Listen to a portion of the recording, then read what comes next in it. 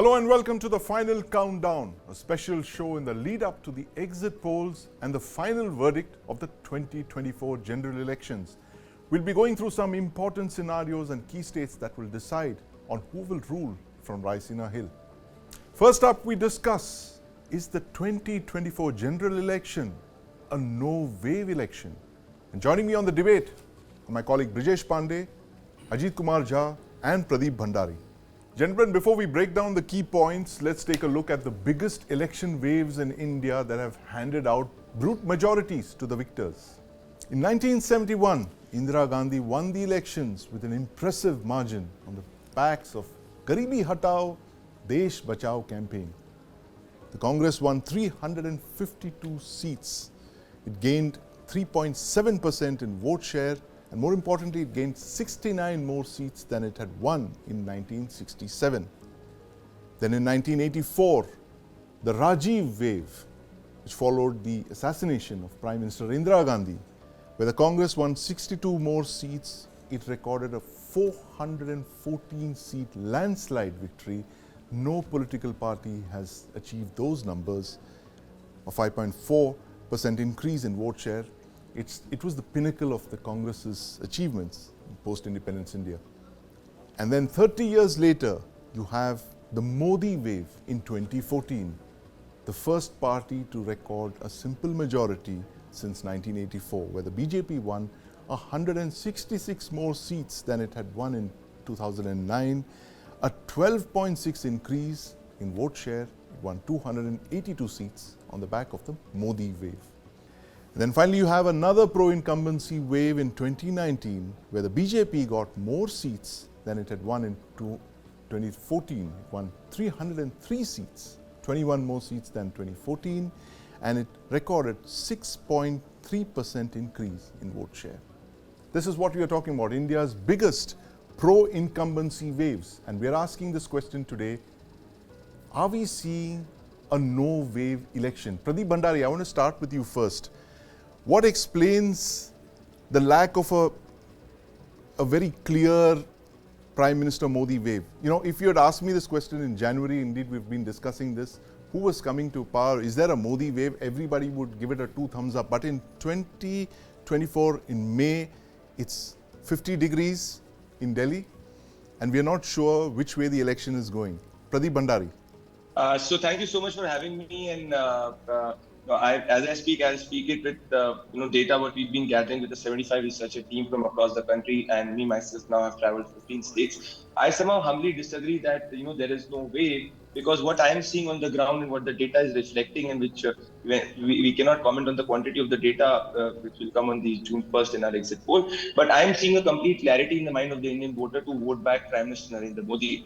And in fact, I can tell you that in 2019, I had seen some amount of confusion in certain red states where the opposition was fighting a decently good election. But even in those states which were Madhya Pradesh, Rajasthan, Chhattisgarh in 2019, where the Congress party had won, 2018 where the Congress party formed the government, you saw 90% seat for the BJP. Here, what we are missing is that we are thinking that, because the campaign is lacking a huge emotional current, there is not a larger issue which is driving it, and so there is not a wave. In fact, I can tell you for sure that the clarity in the mind of the Indian voter in 2020-24 is much more than 2019, and there is no massive anti-incumbency sentiment, and the 50% electorate, which is the women of the country, have in fact having a pro-incumbency sentiment. There are certain swing states, that is the state of Bengal, Telangana, and Odisha, where you are seeing a wave election taking place. In fact, a very big wave election, which can happen which you can see in the results on June 4th. So do not be surprised if the mandate of Narendra Modi on June 4th is bigger than what it was in 2019.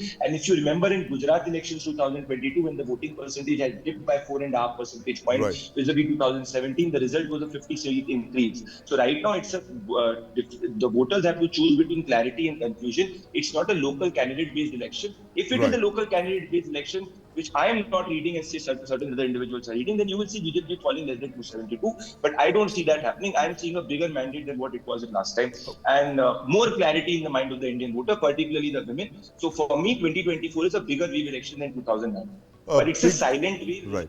A silent wave. Pradeep Bhandari says it's a silent wave. Brijesh, what do you make of this? Well, a silent wave. Silent waves only, either psephologists can see and all, Yes. but based on what the reporters on the ground there, and you talk to people around, because we haven't had the chance to go on the field. Right. But based on discussion there's no clear-cut wave. In Right. 2019, Prime Minister for the first time shifted this Durga Puja and this in Lucknow, and Yes. the entire area was adorned. And he was called the post-Balakot strike. He was like Right. the champion of as far as national interest is considered. Yes. The nationalism was running like anything. Right. Now, even if you talk off record to BJP guys, nobody's saying that that the BJP will come down to 180 or 210 or Absolutely. something like Yes. that. But if you ask them, is there any one driving force? Because Right. you see, if there is one narration, Yes. forget wave. If there's one narration which is sticking around, you can still Yes. wrap your head around it and say that this is either adding or deleting it. But Right. there's not a single narration, Right. and that is the reason why. I mean, just take 30 seconds more. Is like the narration of the opposition Right. has gained more traction and has countered into a counter narration by the Prime Minister. Right. Reservation is the only thing which is being talked about. Absolutely. And, this Ajit Kumar Jha, the point that Brijesh is making is that, in 2014, we had a clear narrative. It was anti-corruption. It was, we had to vote the UPA 2 out and we had to bring Prime Minister Modi in. That was the narrative. In 2019, the narrative was national security. Pakistan, the Pakistani terrorists had attacked us, and you had Balakot, and that resulted in an upsurge for the BJP, which is why it came back on the backs of that very successful security strategy that it employed in 2019.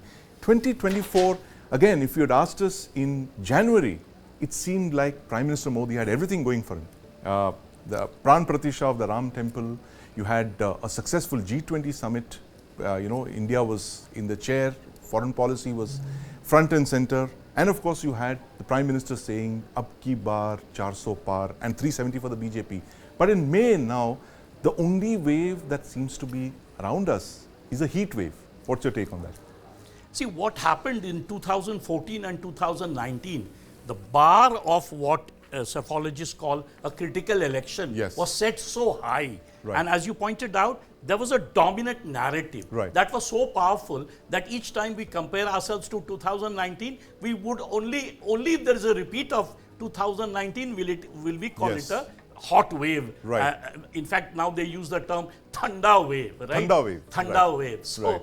so I actually agree with our pollster Yes. in one way that, see, what has happened is that because the turnouts in the first two phases Yes. went below, Right. let's say 2019, and usually if you look at critical elections, the one that you have pointed out, Right. before we started debating, 1971, Yes. 1984, 2014, 2019, these were critical elections with very high Right, turnout. right. So because of the two first phase, Yes. where it was dominated by Tamil Nadu and Kerala, Right. the two waves, the turnout went down, although it was Right. revised later by the EC, but still, it was below, let's say, the height of 2019. Therefore, it appeared, number one, that Right. it is not a wave election. Right. But then you saw the turnout again picking up, Picking right? up, yes. And number two, as I think Brijesh pointed out, the agenda. Yes. We started with Kamandal, we Yes. started with Pran Pratishtha, we Right. started with the Modi government achievements. Right. But because the agenda came from the Congress side, Yes. Kamandal, which kind of challenged the Mandal, Right. and then you saw a change from, especially from April 26th. If you see Prime Minister's speeches, Yes.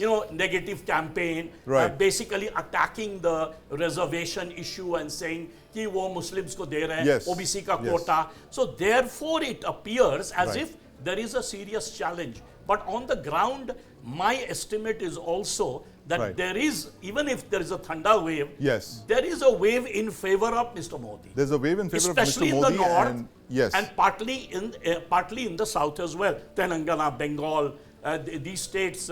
I think there is a kind of a silent wave in favor of the BJP. Right. Not very visible like 2019. Our entire analysis of waves is colored by 2019 when we saw Balakot happening Yes. and everything looked, going in favor of BJP. But there is but people have made up their minds. You will see might be a bigger mandate Yes. At the end of on June Could be a 4th. bigger mandate than in 2019, because this is also the scenario, as Pradeep was saying, that Surjit Bhalla, we spoke with psephologist and economist Surjit Bhalla, he says he tends to agree with what Pradeep Bhandari says, that he's giving the BJP between 300 and 330 seats.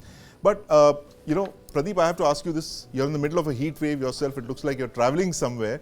But tell us, you know, this thing of a 7-phase election, you know, spread out over 2 months, could that have been responsible for, you know, this Thanda wave, as Ajit was mentioning, that the fact that people got really exhausted at the end of it, and, you know, the enthusiasm was kind of marred a lot to the extent that, you know, people weren't turning out in large numbers, and of course you have the heat wave on. What's your take on this?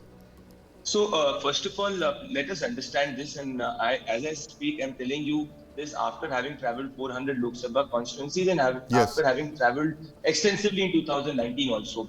You know, the connect that a very strong leader has with the population is not a transactional connect, it's an emotional connect. Right. You need a very high motivation factor and pull factor to shift lead margins of the order of 3 lakh, 3.5 lakh votes, where 220 seats are won with more than 50% vote share, where there is no other leader which is decisively being declared by the opposition to feel that a wave is not happened. Please understand the analogy, like in marriage, if you enter into a relationship and initially you will see a lot of extrovert love affair and all of it, where you will see the love in the air. But as the marriage settles in, you will see more, the bond deepens, but it is not the love in the air, but the bond deepens. The bond of an emotional leader with the population is deepened. Narendra Modi is no longer a new leader. In 2014, he was tried. First, he got 272. People saw his governance, he got 303. Now, further geography, his base has increased. His base has increased in Odisha, his base has increased in Bengal, his base has increased in Tamil Nadu, his base has increased in Telangana. So, I am looking at a bigger mandate than 2019. And this is not what I am saying. I am telling you how it is happening. Say Uttar Pradesh, say Madhya Pradesh, say Chhattisgarh.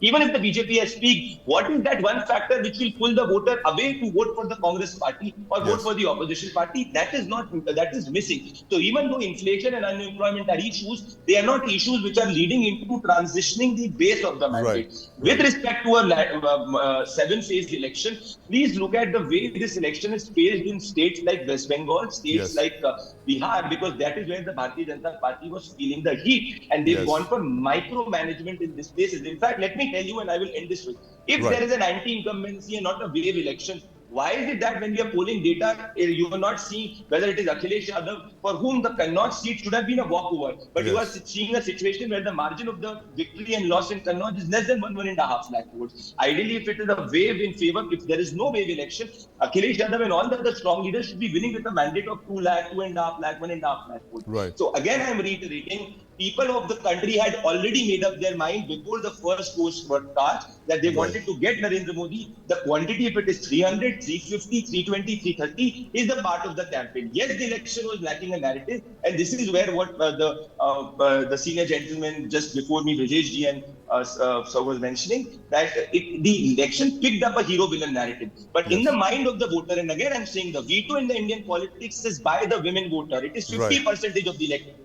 Please see seats like Sant Kabir Nagar, where the women voting in the Dalit voting has increased by 3%. That's a welfare vote when we poll ahead. And women are with Narendra Modi with zero anti-incumbency sense, particularly in the rural areas. And I would not be surprised if I see a complete mandate with a bigger vote share, possibly a bigger seat share for the BJP, because it's a full factor to convert, even if there is an anti-incumbent, like Agniveer is an anti-incumbency issue, but it is not translating entire youth vote towards the Congress party. There is a split which is taking place, but the women vote is one way going to the BJP, which is subsiding the impact of certain issues which we are mentioning, with unemployment and Agniveer and inflation on the ground. Right, absolutely. And thank you very much for that perspective, Pradeep Bhandari. And the one thing about wave elections is that you don't really know about it until election day.